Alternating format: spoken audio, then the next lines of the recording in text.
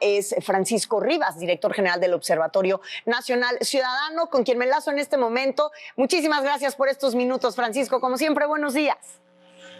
Querida Mónica, siempre es un gusto estar contigo y con tu auditorio. Buenos días. Muy buenos días. Leía el día de ayer un artículo muy duro que publicaste precisamente a propósito de lo que era la iniciativa Mérida y la terminación de la iniciativa Mérida y las probables consecuencias que podemos tener. Quisiera que abordaras con esa misma profundidad el tema con nosotros el día de hoy. Pues mira, el problema de Iniciativa Mérida es que es difícil medir algunos de los aspectos que estaban plasmados en su espíritu.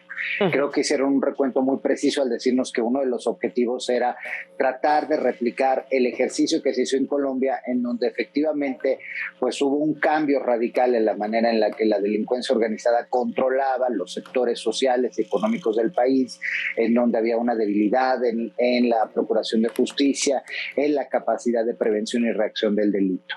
Hoy tenemos en Colombia, Colombia sigue teniendo una crisis importante de seguridad, aunque hay que decir que no es equiparable a la que se tuvo hace prácticamente 2 décadas. En México, ¿qué se esperaba de Iniciativa Mérida? De Iniciativa Mérida se esperaba efectivamente que hubiese un cambio institucional profundo y este quedó a medias. Sí se logró la creación y fortalecimiento de la Policía Federal. Hay que recordar que al inicio del sexenio de Calderón el país contaba con menos de 5,000 policías para todo el país, policías federales, en la de la entonces Policía Federal Preventiva, y al final de su sexenio llegamos a tener casi 40,000. Esa transformación es una transformación muy profunda, pero no solo en términos de números de policías, sino en términos de capacidades, de métodos para analizar el delito, de tecnología, de equipamiento. Y ese no es el único logro de Iniciativa Mérida. La verdad es que Iniciativa Mérida, primero que nada, generó mecanismos de supervisión, mecanismos de seguimiento del desempeño institucional. Sí. Las deudas están principalmente en la Procuración de Justicia y en el sistema judicial. Ahí no logramos impactar, y parte del por qué no se logró impactar es porque en el lado mexicano no hicimos lo conducente. Tú recordarás, la reforma de justicia penal adversarial fue implementada con muchos tropiezos. Hay estados que entraron sin haber tenido ni siquiera los tiempos para capacitarse, el caso de Sonora.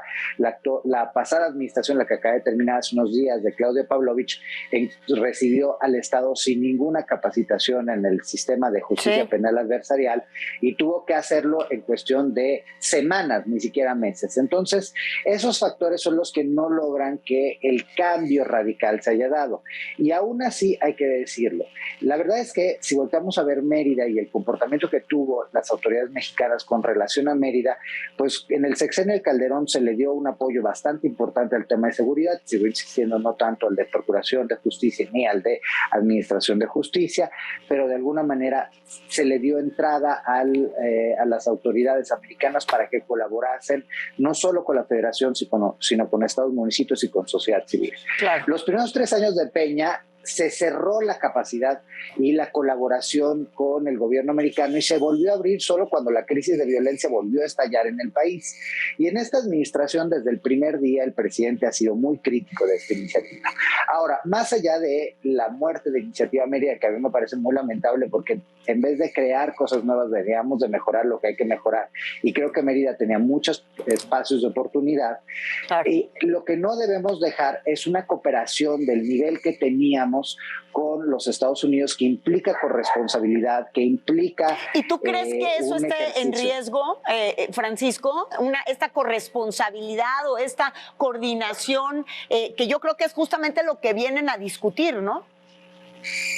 Pues mira, yo creo que no está en riesgo la coordinación, lo que sí está en riesgo son los cómo de la coordinación. Claro. Hay evidencia que desde el inicio de este sexenio al gobierno no le ha gustado la relación que establece el gobierno americano con gobiernos locales para ayudar a gobiernos locales, para construir capacidades de los locales. Hay evidencia que a la autoridad mexicana federal no le gusta que desde un punto de vista lógico de un planteo de un programa programa como es Iniciativa Mérida, la sociedad civil tenga esa capacidad de análisis, de supervisión, de exigir transparencia, de exigir rendición de cuentas a las autoridades. La verdad es que han puesto en jaque también la relación que tiene Estados Unidos con la sociedad civil organizada, y en ese sentido creo que para los Estados Unidos perder ese tipo de relación y perder esa capacidad que tenemos las organizaciones de llegar a lo local, de hacer cosas, de donar trabajo, pues sí sería negativo, porque quedaría solo en las manos de un gobierno que hasta el momento, tú lo decías, pues ha fracasado en materia de seguridad. No hay una evidencia que estemos mejor hoy de cómo iniciamos. De hecho, las evidencias apuntan a que estamos mucho peor, no solo en términos de delitos, sino en términos de un deterioro institucional profundo. Tenemos una impunidad como nunca la hemos tenido, una corrupción como nunca la hemos tenido. El narco penetró las elecciones pasadas y no está pasando nada. Tenemos a la Fiscalía combatiendo a científicos en vez de ver por qué una parte importante de los municipios del país están controlados por la delincuencia organizada. Bueno, hace apenas unos minutos platicaba yo con Leonel Aguirre, que es el presidente de la Comisión de Defensa de los Derechos Humanos en el estado de Sinaloa, y me hizo una declaración que me pareció absolutamente sobrecogedora, hablando de la desaparición de mujeres, y me dijo, hay muchas personas en el estado que hoy tienen más confianza en recurrir a personas del crimen organizado para que les ayuden a resolver su problema que a las propias autoridades. Y me parece demoledor que venga del presidente de la Comisión de Derechos Humanos, de Defensa de los Derechos Humanos del estado de Sinaloa, semejante declaración. Ahí creo que pinta de cuerpo entero lo que tú estás diciendo en términos de cómo se ha descompuesto la situación y la relación también de la sociedad civil con las autoridades en materia de confianza. Efectivamente, hoy lo que está diciendo, pues lamentablemente el comisionado no es una sorpresa para nadie. Tenemos áreas completas del país que están bajo el control de la delincuencia organizada por varios motivos, y uno de ellos pues es el que nos debe preocupar, es la incapacidad del Estado de hacer lo mínimo. Hoy, si una familia quiere resolver una disputa con otra familia por temas que puede ser hasta de una barda o un problema de relación entre ellos, recurren a la delincuencia organizada. Si necesitan de medicamentos, de operaciones, recurren a la delincuencia organizada. Es decir, hemos creado un estado paralelo que está controlado por la delincuencia. Ahora hay que decirlo, en México la democracia cuenta.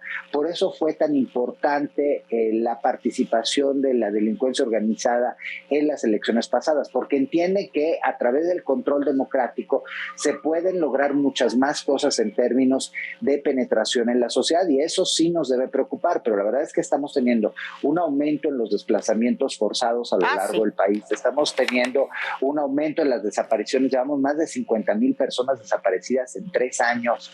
Es lamentable, y es lamentable que en medio escuchamos esto, sabemos estos datos que son datos oficiales, ni siquiera son datos que nos sacamos las organizaciones de la manga, son datos oficiales, y la autoridad dice no, va todo bien. Entonces, en esa ausencia de un contacto con la realidad del gobierno mexicano, el gobierno americano se tendrá que poner a discutir cuáles son los puntos relevantes que para mí tienen que estar en este nuevo plan, centrados principalmente en procesos, en construcción de competencias, en transparencia y en rendición de cuentas. Pues ahí está. Francisco Rivas, como siempre, muchísimas gracias, y te pido que revisemos juntos nuevamente pues las conclusiones de este encuentro bilateral que sucederá aquí en la Ciudad de México en materia de seguridad. Como siempre, un gusto, y estamos a sus órdenes, porque la verdad es que las condiciones nos preocupan. Presentamos un documento contigo también sobre reclutamiento forzado de niñas, niños y adolescentes, y cuando estamos viendo que hay 250,000 niños en riesgo de ser reclutados por la delincuencia organizada, salimos con este documento y el presidente contesta que ya no hay reclutamiento de jóvenes en la delincuencia. De verdad, estamos en hay una distancia entre la realidad y el discurso gubernamental que es muy preocupante. Sí, hay una disociación. Pues lo seguimos platicando. Muchísimas gracias, Francisco. Muy buen día.